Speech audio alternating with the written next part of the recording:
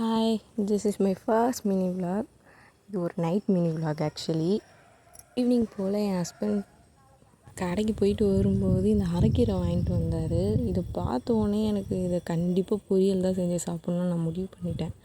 So நான் என்ன பண்ணேன்னா, இதை கட் பண்ணி நல்லா அலசி எடுத்து வச்சுட்டு கடாயில் எண்ணெய் ஊற்றி கடுகு போட்டு கடலைப்பருப்பு உளுத்தம்பருப்பு ரெண்டுத்தையும் ஆட் பண்ணிவிட்டு காஞ்ச மிளகா தேவையான அளவு, நான் அதாவது 2 மிளகா போட்டிருக்கேன், நீங்கள் எவ்வளோ தேவையோ அவ்வளோ போட்டுக்கோங்க.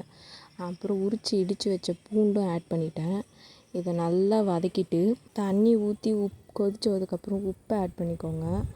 ஆட் பண்ணி இது நல்லா கொதி வந்ததுக்கப்புறம் கீரையை ஆட் பண்ணி நல்லா லிட்டு போட்டு மூடி வச்சுக்கோங்க.